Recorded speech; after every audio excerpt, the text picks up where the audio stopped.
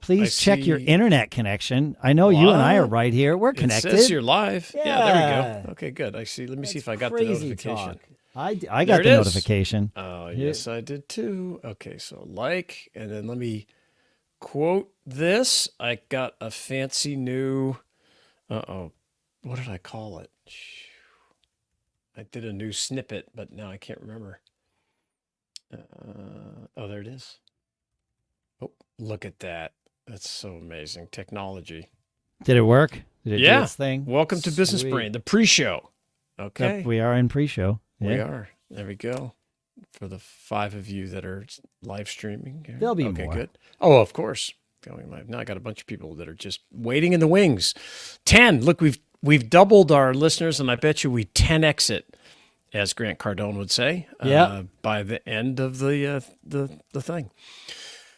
Okay. Are you ready to start? Yeah. I'm ready to start. I'm ready to start. Did you see my comment, my tweet?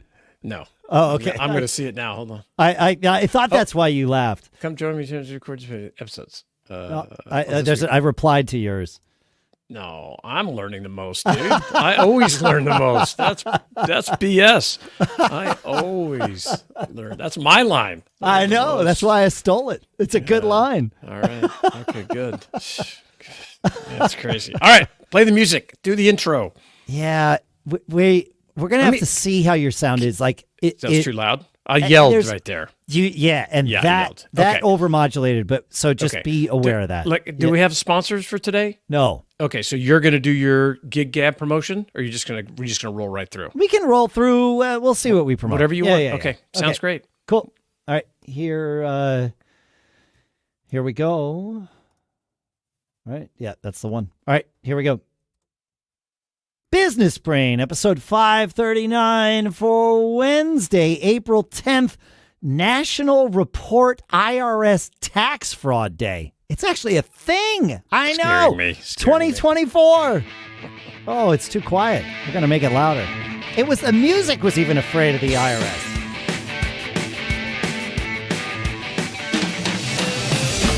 Greetings, folks, and welcome to Business Brain. We are the show where we take a few topics, we dissect them, we use them, we analyze them, we tune our business brains together every single episode. And yeah, National Report IRS Tax Fraud Day. It's a thing. Like they have a whistleblower program where they will reward people. And at first, I didn't even want to talk about it on the show. I was going to pick a different day of the day. It's good. It's good. But we need to know that the IRS encourages our neighbors and our friends and our business partners to rat us out. I know. That's crazy. Okay, now you've totally sidetracked my intro topic with that acronym that freaks me out every time.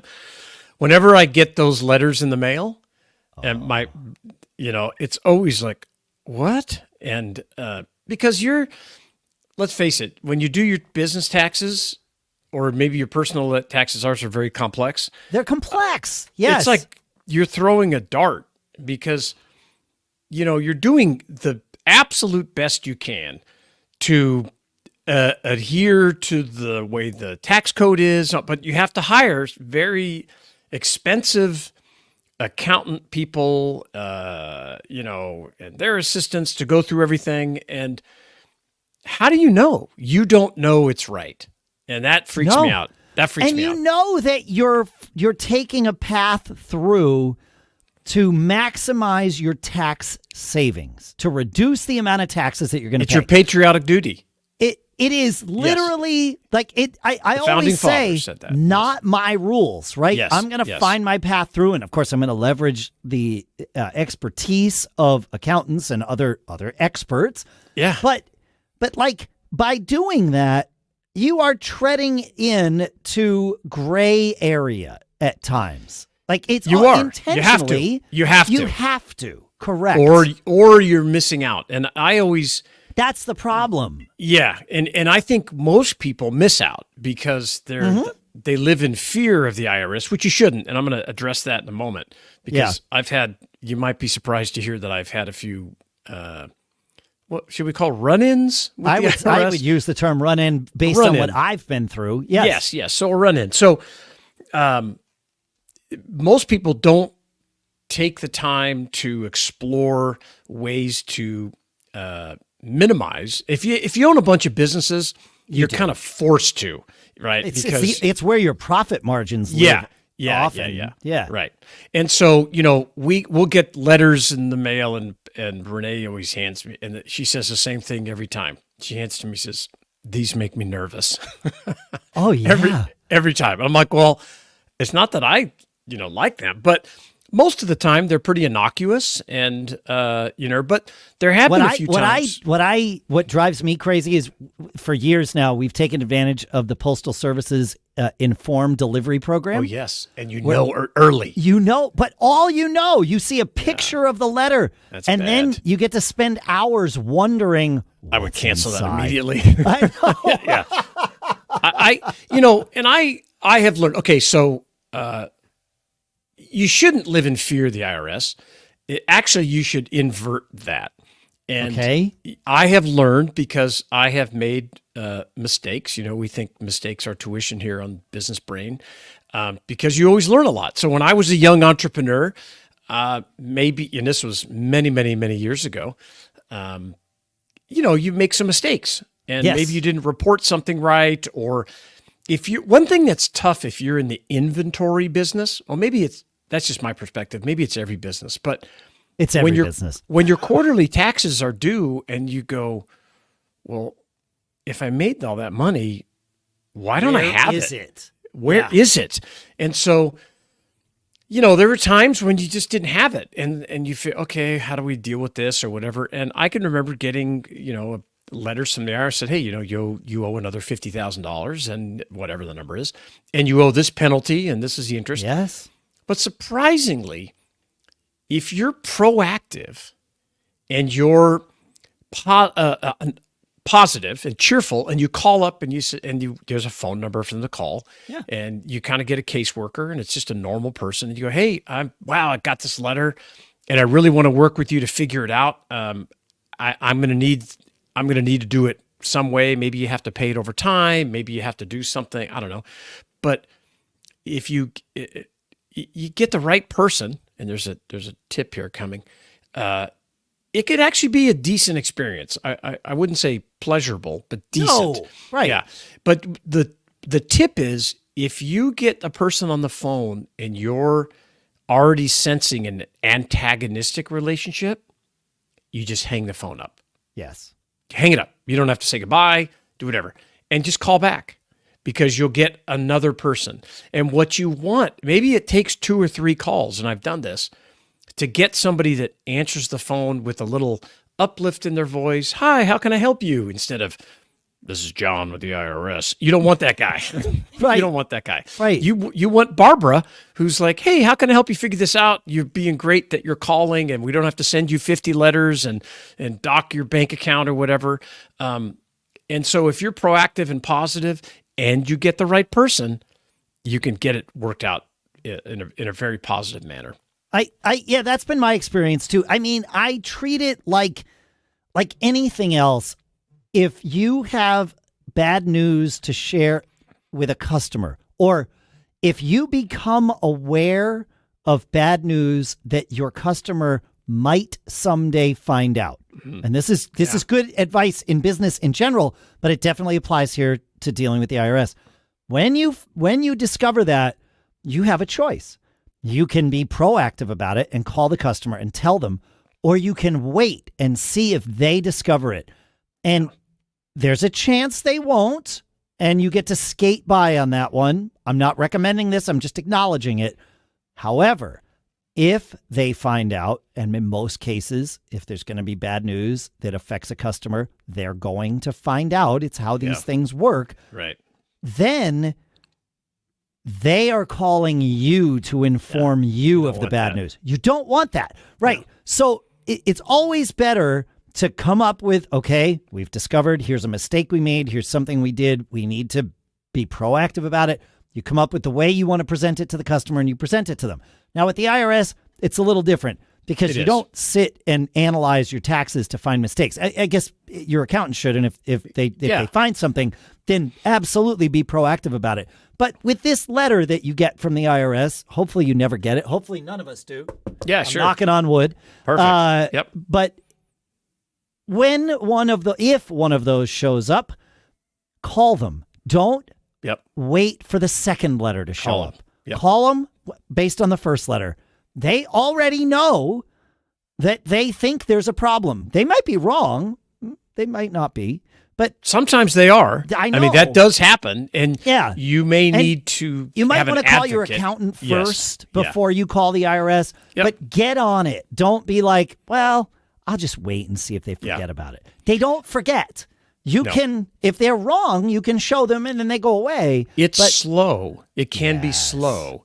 But remember, they're, charging you interest the whole time. So while you think you're kind of getting away with it, you're not, because there's much cheaper money to get than borrowing it from the IRS. don't borrow the money from the IRS that you're going to pay them anyway. Yeah. And, talk to some people that have been in business for a while, and most of us have had to deal with the IRS at some level. It sucks when that letter shows up. Don't get me. I'm with your wife. Like, these things make me nervous. It's like, well, yeah, same. I mean, because you don't know what is under this rock. Yes. what kind of snake is under this rock? Yeah. But be proactive, be positive, be optimistic, cheerful, and you'd be surprised to how, usually you can get it worked out. You can usually get it worked out. Yeah, for sure. Yep. Cool. Awesome. I have another thing to talk about, Shannon. Yes, that's good. I have resisted doing things like this many times in my career, and that is joining industry organizations. This is especially true when I am one of the people who was involved in the industry before such an organization came into existence. And I have a very specific example. Okay. Right? I've been podcasting for almost 19 years. Yeah. Podcasting has not been a thing for more than 20 years, right? Podcasting will hit its 20th birthday this summer. And there's arguments that we could make that actually, like, somebody like Sean King and our Apple universe started it 10 years before that. But we'll go with this just for the sake of argument here, acknowledging that it's probably wrong. Okay. But so I started podcasting. It'll be 19 years in June. Podcasting started 20 years ago in August. So first year of podcasting, it was still all very much the Wild West, right, when I started this. And then we were one of the first, if not, I believe we might be the first podcast ad sales representation organization with Backbeat Media, because Backbeat existed before podcasting, right? You were selling on the web. On the web, banner ads and text ads, and things like that. Yep, exactly. So we immediately pivoted that or expanded that. We didn't pivot right away. We expanded that into podcasting. So there's an argument to be made that we were actually the first, but whatever. Certainly amongst the first, and no one argues with any of this. Got it. Well, we've been here for a while. The industry has grown up both with us and around us. Okay. There's people in the industry that are way bigger than we are, right? I started a website before Google existed. Yeah. Doesn't mean that my website's bigger than Google. Yes, correct. Right? You were like 8 years old. Yeah. How it is. Yep, exactly. Yep. So there's a group. It's an organization called Sounds Profitable. They have been in existence for a couple of years, and they are a trade organization of the podcast industry. Oh, nice. Yep. And as soon as I found out about them, I immediately had this negative reaction to, we don't need that. We're certainly not going to join that. We've been around before they were even in business, let alone in that business, right? That's your fierce independence. You got it. Talking right there. It absolutely is. Which is a commendable thing, but sometimes can have its drawbacks. You got it. It's a tool that should be appropriately leveraged at times and then put in the box at other times. right? You don't want to go to a cocktail party swinging your hammer around. No. That's the wrong place for it. But when you need to put a nail in the wall, perfect place for the hammer. Right. And the same is true with this fierce independence. And so I resisted this. I don't want to say I started a fight with them, but I showed them a few times where they were wrong about things because they were incorrect, like factually incorrect, Okay. like not like an opinion thing or whatever. It was like, no, what you're saying to people is incorrect. And here's why. We've been doing this for a very long time and we're nerds and we know this. And they were like, oh, actually, you're right. I'm like, yeah, I know.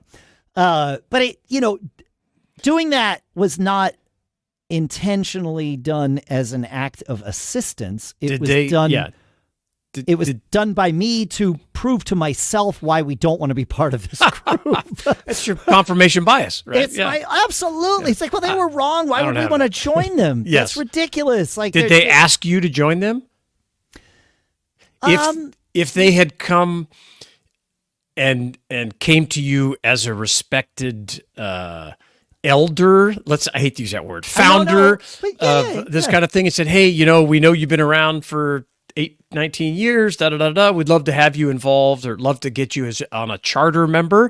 Would that have changed your fierce independence, which I have as well? I don't think it would have. Okay. It would have maybe stroked my ego a little. Yeah. That's what I'm getting at. If they would have, would you have thought differently had they, come to you in the beginning? I don't know. In a different way. Yeah. I don't end result wise, or initial result wise, no, I don't think I would have joined them. I think I would have stayed away. I would have said no. We don't need this. That's stupid. We already know everybody we need to know in the industry. Why would we join this organization where we can be part of a thing? And I was wrong about all of this. Okay. We have since joined this organization. Nice. And we've only been members for a month, maybe a month and a half. I've known the people involved for a very long time. And it's already in this first month, it's proving its value. Oh, that's great. Yeah. Now, did I need to swallow a little bit of probably pride? Yeah. That they are making connections in the industry that I'm not, and therefore they actually have value to me because they have these connections that I don't, but I want to have. And so I could certainly go and develop all these connections by myself, but it's way better when you've got somebody singing your praises for you. Yes. And that's their business, right? That's their business. Yeah, my business is doing different things. Yeah. And that's the reality of it is, yes, these trade we could have, instead of doing what we do, we could have started a trade organization like they did and do all the things that they're doing. Whether or not we have the skills and connections and influence to have done the exact same thing they did, we didn't. We chose to do different things. They chose to do this. Yeah. And there's a world, and I live in it, where it makes perfect sense for us to work together. I think that, and I think those biases are, especially if you've been around and you're kind of a veteran of certain things. Yes. All of us have those, and I commend you for recognizing it and being, okay, let's try, see what this is all about. Because I have these same kind of things. You think, well, they don't really know what they're talking about, but actually, maybe they know different things. They may not know what I'm thinking they don't know, right? I don't know if that even makes sense. No, it does make sense. But certainly they're bringing another viewpoint to the equation that can be beneficial. Right? And they're a tool. There are things that I would like to see change in our industry. I would like to see it evolve in a certain way. These folks at this group, Sounds Profitable, are in touch with almost 180 companies now in the podcast industry. And so if I can find out what their focus is for the industry, there's certain things that they'll be able to help us very specifically with here at Backbeat Media. And then there are the industry direction things and being able to have influence over how they are choosing to try and influence the industry. Yeah. It turns out can be very helpful. Yeah. Especially if I have, because I'm a member, They therefore, pay attention to some level of what I say. They're paying attention to it. But I'm also in contact with many, not all, but many of their other members. And if those people, if we're all on the same page and we can have this trade organization sort of push this collective agenda, well, that's really valuable. Yeah. And almost like a lobbying group, like sure. Not to the government, but to the industry. There's value in this, and it saves me and our company and most of the other companies from having to try and lead the charge on changing things and the sort of the nature of the industry. And not only does that save me time, but it also saves me social capital, political, industry, politics capital. Because if I get out and, stand on my soapbox and bang the drum about everything that bothers me, well, eventually people stop listening because they're like, oh, that's just Dave. He's screaming and yelling about stuff again. That's right. Yes. No, I want to have somebody else scream and yell about stuff. I like it. With the weight of the industry behind them, you can't ignore them. It's different. I have questions. So, of course. Of course. Because I always learn the most, like we said. No, I'm learning the show. No. So you joined as an organization or as an individual, or you can as an organization. Organization as yes. The adverts or is it all agencies that are kind of this kind of thing, or is it all kinds of podcasting businesses? Okay. Yeah, every ad agency with whom we work is a member of this. I see. All of our competitors, the ones that matter, are members of this. So it's an organization for the industry. Got it. Not for any one type of business. Now, it's an organization for the monetization portion of our industry. Of the business. Okay, great. So as like an independent podcaster, if you're just producing a podcast that you're not monetizing, you'd probably have no, they would let you join, but I don't think they're not going to teach you how to get a better sound out of your microphone kind of thing. Of course. Well, but that's also valuable. Yes, it is. But there's other places to do that. Yeah. Places. Okay, great. And they charge for membership, annual membership? And everybody pays the same. It's $500 per month per company. It doesn't matter if you're Backbeat Media or Spotify. You all pay. Everybody pays $500 a month. Yep. I like it. That's cool. I do too. I think it's great, and I think every industry has groups like this. That's what I'm saying. Construction, yes. HVAC, whatever, book publishing. You can do a little bit of research and probably find these groups. And if you're in that business, we've done we've done a few episodes on other kinds of groups that you can join, conferences to go to for, and individuals, all that kind of stuff. So I think it's great. And I think it's important to get over the bias part of it. Well, as we've been doing this, because I learn the most, I have learned that a big part of my resistance is that by joining this and by saying what I have said here, I am assigning value to consensus. And I do not like that. I don't worry about consensus when I'm going to do something. I just go and do it. But I also entrepreneur, but I also know deep down inside that when consensus exists, things are easier to get done, and I don't like that, but I do know it to be a fact. So here I am assigning value to consensus. Well, that's great. I don't like it. Keep us. I'm evolving, Shannon. No, I'm the same way. I'm not a group guy. Right. Fiercely independent. And yes. Patently unemployable. But yes.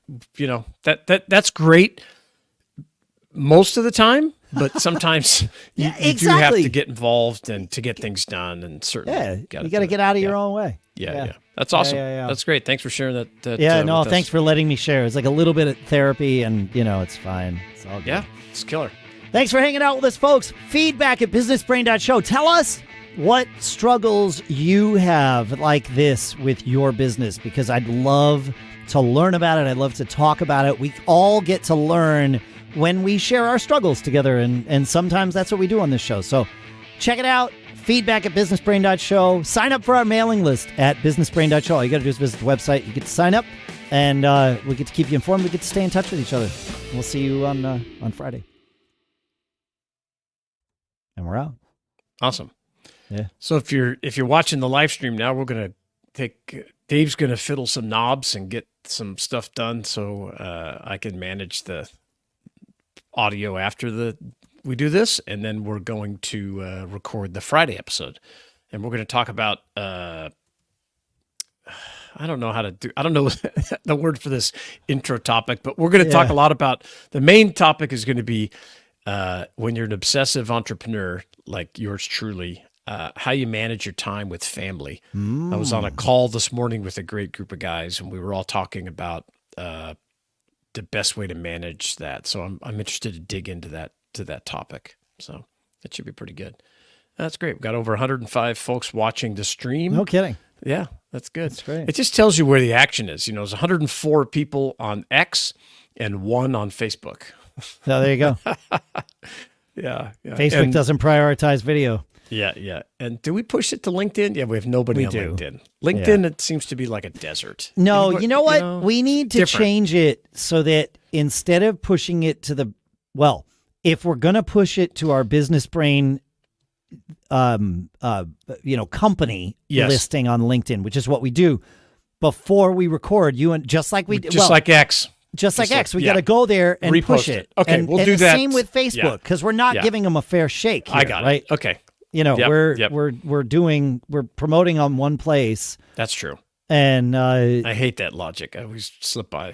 Well, but it's true though. Yeah, it is true. Yeah, we'll do that. Okay, so next week we'll go out and set up all 3 to push out. And I haven't been on LinkedIn forever. I've been living on X, aggressively, and but LinkedIn is still a great spot. Meet a lot of people. Yes.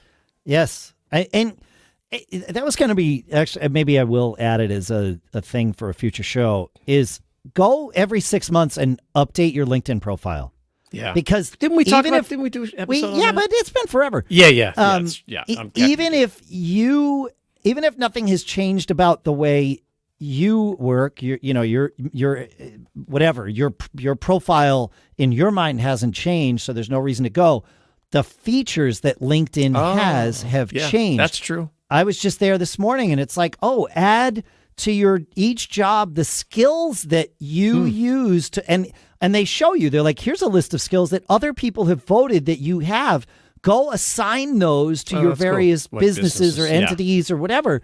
And it's like, I should do that. Of course I should do that. Like, why not leverage all of those features? Yeah. Yep. It makes sense. It makes sense. I'd love to, if you're watching us on X and you're using LinkedIn to get things done or repurposing content, that's one thing I'm learning, getting more involved in promoting my brand on social media, is that it's like a parade. You come around the corner and there's a whole nother group of people that haven't seen that post you did a month ago, or, forget 2 or 3 months ago. And so you're able to repurpose it. Maybe you need to tweak it a little bit. And as your followers grow or your viewership grows, those posts can often be more impactful and get of traction. Course they can. Yeah. Well, just like we said, we've talked about updating your LinkedIn profile before. That's what got me thinking about this. Same thing. I guarantee you, out of the 113 folks watching the stream as we get ready for Friday's episode, only a few of them have listened that long before. Yeah, listened that long. Great. All right, I'm ready to rock for this. I'm ready to go for this next one. Okay, here we go. Business Brain, episode 540 for Casual Friday, April 12th, National Grilled Cheese Sandwich Day 2024.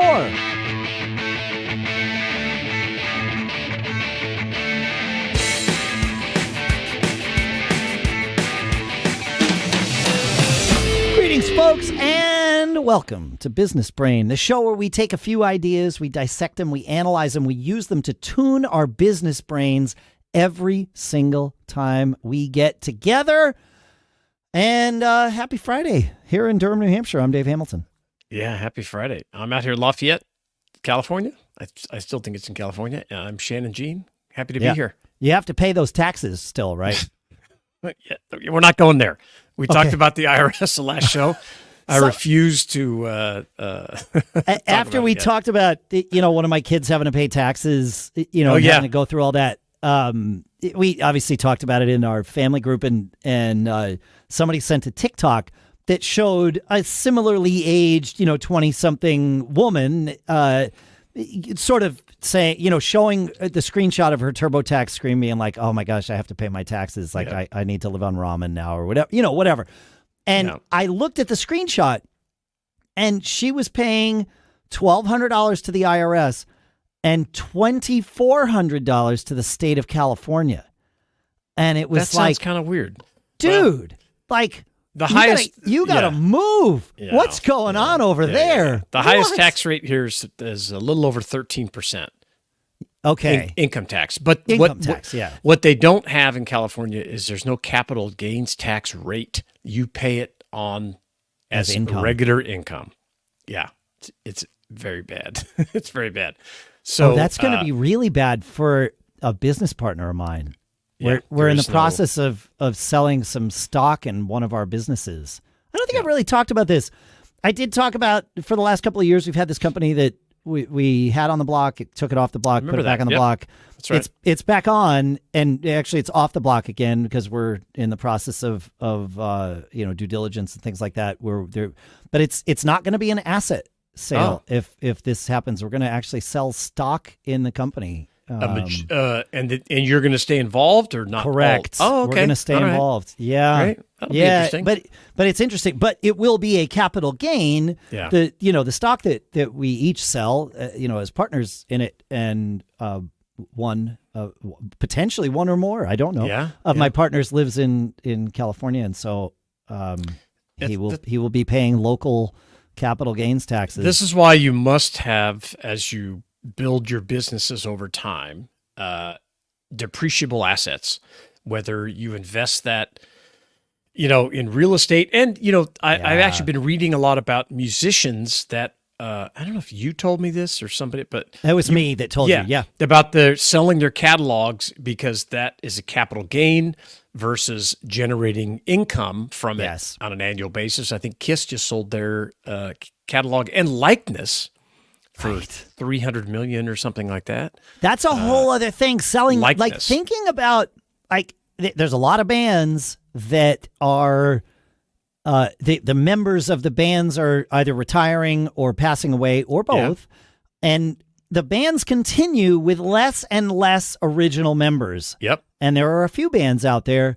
that are playing with no original members. I think Leonard Skinner. I can see that. They don't have any original members anymore. I mean, they've replaced people over time because Ronnie Van Zant, all that stuff passed away. Yep. But and actually more than Ronnie, the guitar player Steven, all those guys passed away in that plane crash. But so they got an unfortunate jump start on this. But now that Gary Rossington passed, I don't think there's any original members in Leonard Skinner, but they are out there as Leonard Skinner. Sure. Yeah. And who owns that name and brand and likeness and all that?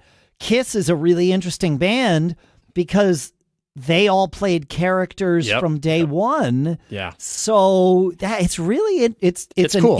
It's an interesting thing. Yeah. The company that I guess bought them was one of the founding members from ABBA. Is it ABBA? Oh, is that right? Yeah, and they also seem old to be acquiring assets like that. Well, he's part of this company. So got it. And ABBA did the same thing. They sold their the music licenses and their likeness, and I guess they've done some concerts with some sort of avatar. That's true. Or whatever they call that, where they put the person out on the stage that's not real. I can't think of that term, but it's a fascinating. But just to sort of put a button on the part about the people selling their catalogs.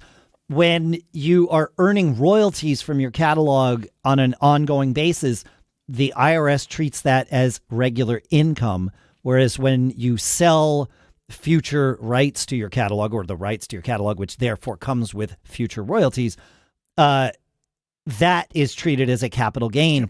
And that's why a lot of artists are doing this now. There's some large companies that are seeing this as a great asset to have on their books because it's a guaranteed, all but guaranteed sort of, Some kind of recurring right? revenue. Yeah, recurring revenue. Yeah. Because, the copyrights are good for decades, and, a catalog like Bruce Springsteen's or something is, like, it's just going to pay for a while. Yeah. So, like, why not give Bruce a nice payout so that he can, like, manage his wealth with his family and all that stuff, however he wants to do it.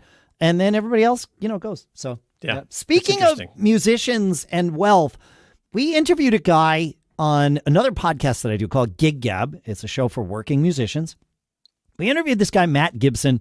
He has a band/project that he calls Crimson Symphony.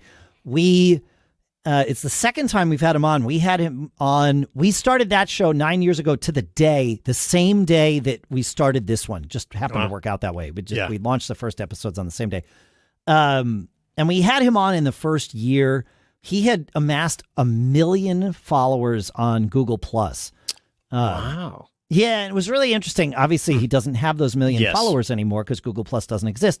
Yep. But he retained a lot of the relationships that he made from that. And so we talked about that in this recent episode that we had him on last week, which I'll link in the show notes. But we also just talked about various other things in his career. And he's an interesting guy because, as you might presume from knowing that he's someone who was able to amass 1 million followers on Google Plus, he's a go-getter. He is. We easily could have taken the interview that we did with him for Gig Gab and put it here on Business Brain. Nice. He's all about, finding ways to profit and fuel your life with money and, all of those things. And some musicians take pride in poverty. It's not something I understand. There's nothing wrong with getting paid for your work and your art and all. Like, you can do both. It's okay. Matt it also is like us. He believes that you can make money from music and also while playing music, and all are okay. But he said, I needed cash to get my music career going. And like anything, he's like, I needed startup capital. I needed to pay rent and all these things while I get music going and while I build this up. And he's like, but I also needed time freedom so that he could have time to work on his music at the times when he needed to. Okay. Not flexibility. Time flexibility maybe is a better way to say it. Yep. And so what he did was he said, look, I can go be a scavenger and find undervalued things and sell them for their appropriate value. He knows enough about books, especially antique books, to leverage that skill. But it could be clothes or furniture or anything that's undervalued. Who's ever done that? Right. Yeah, it's right. Exactly. Yep. And he said, he looks on TikTok, he looks on Craigslist free listings, he looks on eBay to see what things sell for there, and finds the arbitrage gap, right? Like, what can I pay for it? Or, what does it take to go get it? Yeah. What's the delta? What's the delta? Yeah. Yep. Yeah. And that's I post about auctions and stuff all the time, and I've done that kind of thing. And one of the crucial parts of it is understanding that before you buy, understanding what the market is before you buy. So know, hey, I have this opportunity, but is it really an opportunity? I'm going to go research the market, come up with the data, not just some subjective thing like, wow, I saw that, that's worth X. Well, how do you know and what people are really willing to pay for it? So that's cool. Yeah, no, it's great. It's and he does it, and he's able to make. Cool. He talks about the numbers and everything on the episode. So I'll put a link. It's Gig Gab 423, but I think it's fantastic. Well, I love his. I'm just a huge fan of ways to build unconventional wealth, because I've done it so many different ways. And when I was younger, I wasn't sure I could do it. You have all these doubts of how, and then once you do it once, of course, the next thing is, gosh, can I do it again? But once you do it 6, 7, 8, 9, 10 times. I feel like once you've done it the second time, the confidence comes. Yeah. You start, okay, I understand this game. And that delta is everything. And like when I started that handbag business as an experiment that same I've talked kind of about in thing. the show. Exactly. I spent a year dabbling, buying little small lots of things, learning, meeting people, understanding how it worked before I really went all in and started spending a lot of money. And then, that turned into a multi-million-dollar business. But I don't know anything about fashion. If you're not watching the live stream, I'm wearing a camouflage jacket right now, obviously. But I understand the delta. And that's the trick. So I commend that guy. That's great. I'm going to go listen to that episode. You'll love it. Yeah.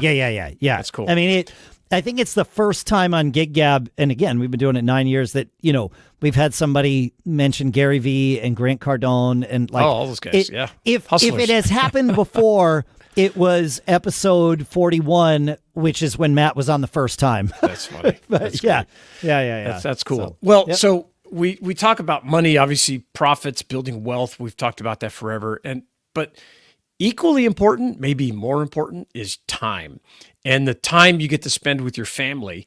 And I mentioned last episode, I'm involved with a group that's growing together, growing our businesses and things. One of the things we talked about on our call today was, hey, one of the guys said, how are you guys managing and handling your time with family when I'm an obsessive entrepreneur. I'm constant. Once whatever I'm working on starts to give energy back to me, I'm jacked in, man. I'm ready to go. And that can be a problem because I could have my phone in front of my face all day. All day. Yep. And I could take calls all day. I could be answering emails all night, do this kind of thing. So, and with my wife, we try to set boundaries of how you do it. And my kids are grown like yours are now. Yeah. But in this group, these guys have young kids. And my comment was, man, I don't know how you guys do it. So I thought it'd be we've had similar discussions, but I think it's valuable to talk about it again, how you manage the separation, how you turn off so you can focus on your spouse, on your kids, even on your friends, right? Because if you're sitting there staring at your phone or you got your computer, whatever, it's number one, it's rude. Number two, you're not present. You're somewhere else. You're gone. Yeah. You're there, but you're somewhere else. And so, and I think the key part of it for me is communication, being able to talk to, and don't get me wrong, I'm not very good at it. I often, especially right now, I'm into something new and I'm on it all the time. Yeah, I know. And so, but what I found is I'm trying to talk more to my wife about it and say, oh, this is why, this is what the future could look like. This is why I'm doing this. Or, I need 15 minutes to do it. Well, yes, both of those conversations, types of conversations, are valuable. Here's why I'm doing this crazy thing or this thing that seems crazy. And then also, I need X. And my wife for the latter type of conversation, my wife recently, we were on the couch at night. We had watched a show or something. And as the show finished, I grabbed my laptop. Of course. And but sometimes that's 2 minutes and sometimes it's 2 hours. Yeah. And about an hour went by and I put my laptop down and it's like, oh, hey, do you want to watch something else? And she's like, yeah, but we need to talk. And I'm like, okay. And she said, do you know when you pick up your laptop how long you're going to be? I'm like, sometimes. Sometimes. And she's like, did you happen to know tonight? And I'm like, yeah, I kind of knew that I had some things that I wanted to sort of tug on the thread. She's like, okay, cool. Tell me. Yeah. I'm like, that's really right. Good. Yeah. Of course. I know how long I'm about to lose myself here. And I've already decided that it's going to happen. Yeah. So I didn't involve my wife in that part of it. Whether I quote unquote should have or not, that's a different conversation. Yeah. But I knew that I was going to be 30 to 60 minutes in a project. So she's like, when that happens, tell me so that I can manage my own expectations. Yeah. And it's like, oh, what a great idea. Like, of course. And I'm sorry, I haven't done that for 20 years. Yeah, no. I try to do it. And I've had that exact same situation. Yeah. And it's, I would say it's easier to manage it now when the requirements on my time are less for family because the kids are gone and this kind of thing. Right. So, but one of the ways I do. actually think that those conversations didn't need to happen as much when the kids were in the house because we both knew what needed to be done with the kids, whereas now things are a little more flexible. Yeah. They were more defined back then than they are now. Yeah. And one of the things I try to do is, and I mentioned this on this call earlier today, is I always want more time to work. I'm just the way I am, especially when I'm just jacked up about something. I'm like, yeah, because it's not really work to me, right? Work is mixing concrete in a wheelbarrow. If you really want to know what work is, go do that, and then move that wheelbarrow up the side of a hill. That's work. My brother had this idea called log camp. I can't.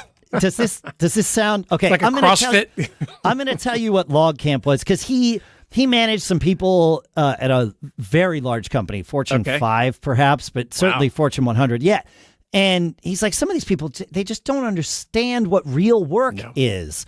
It almost the exact same point. He said, so what I want to do is I want to send them off to log camp. And he's like, it doesn't exist. So this is going to be my business and I'm going to farm it out to the Fortune, 50 companies and they're all going to send their people. It's like, what you're going to do is you're going to show up at log camp. And on the first day you wake up and there's a pile of logs on one side of a big, huge field. And what you do that day is you drag as many of those logs as you can to the other side of the field. Great. You're exhausted. You go to sleep. You wake up the next day. That day, you dig a ditch in the middle of the field. Yep. And then the third day you wake up and they tell you, okay, well, by the end of the day tomorrow, you got to have all those logs back where they came from. So you better fill in that ditch today so that tomorrow you can drag all the logs back to reset for the next group of people that are going to come here.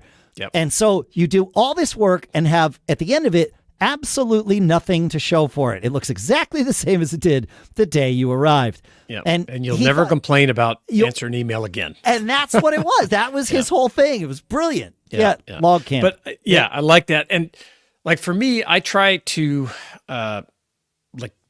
we can time shift pretty good. So like every day at 4:00, my wife and I, we go to the park. We take our dogs. We unplug. Do you bring your phones? Yeah, that was yeah. We unplug for about an hour. Yep. And talk. What's going on? We talk with other people that go there every day. It's kind of just downtime, and we come back, and then we hang out for a little bit. We probably make some dinner, but then, I want to go back to work because it's not really work. I'm not moving logs. There's no log camp at your house. Like, hey, but what I try to do is say, well, what's your plan? Now let's say it's 6 or 6:30. What do you have going on? And it sounds like I'm good at that, but I'm okay at it. You're working at it. But I'm working at it. So what I'm hoping to hear is have her say, oh, I've got X, Y, and Z to do, because then I can go, me too. I've got same. X, same. I'm out. So then I walk back up the hill behind our house to where my office is, and I can work again for another hour and a half, 2 hours, till 8:00. And then we kind of have this, about 8:00, we roll down to the house. Hey, how's it going? Like you said, relax and maybe watch a show, whatever. Yeah, chill out. Play a game if we're having somebody, my mom over or something like that.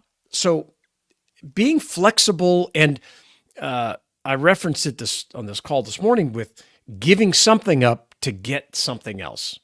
Yes. And asking your spouse, or maybe it's your kids, like if your kids have after school sports, maybe it's, I'm going to leave the office. I'm going to this, there's practice, and then I'm going to go back to work later. Like when my kids were little, and I've written about this extensively, I worked from 10 to midnight after they went to bed. And then I got my wife to work with me. And then Dave and I started a business from 10 to midnight. We prepared, and that business paid for most of my kids' school over time. So shifting time around and maybe you can't sit down on the couch in the evening anymore while your kids are young for a little while. But you say, well, I can get an extra hour here.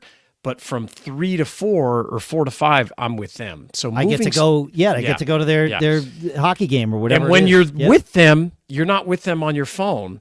put it on D&D and Yep. be with them, because I have a couple of tips here regarding put your phone on D&D. I have created, using Apple's focus mode, I created one called Nuclear. I think I've mentioned it on this show. It's not nuclear like there's a bomb. Yeah. It's nuclear family. The only people that can get through to me in that mode with notifications are my nuclear family. And it's awesome. So if we are out and about somewhere and we split up, I don't have to. Yeah. We can all get each, or they can get me. I don't care what they do with their phones. As long as everybody's present, doesn't matter. If they're better at managing notifications than me, that's fine. Sure. But yeah, I set it on nuclear, and then it's like, oh yeah, I hear from them. Obviously, if I want to go and look at the other text messages I got, I can. It's not like my phone hides those from me. Right. The other thing is, we put a hot tub in about 2 years ago in our house, and we use it almost every day. Yeah. All year round. Arguably more so in the colder weather than in the hot weather for potentially obvious reasons. But we try to use it almost every day. And what's really nice is we don't bring our devices to the hot tub. Yep. Right. Well, our phones are waterproof. Yeah, you could, but we don't. It is like we put our phones down, we get into the hot tub. Sometimes we have like a little Sonos Roam, which is a little smart speaker. It's got the A-Lady, Amazon A-Lady built into it. So I can ask it like, oh, what's the weather tomorrow? Like if Lisa and I are talking and it's like, oh, what's it going to be like this weekend? Cool. I have that. I can set a timer on it if I know, and we can also listen to music. But that's our connection to the world. But I don't get notifications through that. I can't ask it about my calendar. My calendar's not linked to it. And so like having that hour a day that we're in the hot tub is awesome, because we just talk. Yeah, you like connect. we communicate with each other. It's awesome. Yeah. And I would say that the more you can get that one-on-one time and that communication separate, the more flexible the rest of the time is going to be. Yes. But if one person is feeling like you're not connected, I don't get a solid conversation with you, or you're not paying attention, because you're distracted. Yeah. That going on all day long is miserable. But you need to communicate about it. And I think I like your idea. You're right that if you have dedicated time together, then the time where you're not together doesn't feel strained. And the communication, like you said, nobody's wondering what's going on. That's right. Yeah. So we need to know what you think and what your tactics for dealing, and I don't want to say dealing because that's kind of negative. Addressing. How do you address it? How do you manage time with family when you're really jacked into your business and you're obsessing over it, which often is required to succeed? Feedback at businessbrain.show. Share it. Tell us what you do so we can all learn together, and we'll talk about it on the next show. Absolutely. That's feedback. Yeah, feedback at businessbrain.show. Let us know. And keep living that charmed life. Have a fantastic weekend. Take some time with your family, huh? Later. And we're out. Cool. That's great. So if you're watching us now as we wrap this up, Dave's going to fiddle with some more knobs, and then this episode will push out on Friday on all the podcast platforms, and the other one from about a half hour, 45 minutes ago comes out tomorrow. And we'll see you in the podcast apps. If you listen to a show, we'd love to have you go review it, or if you have comments and want to add something, feedback at businessbrain.show. Thanks for listening. Later, folks.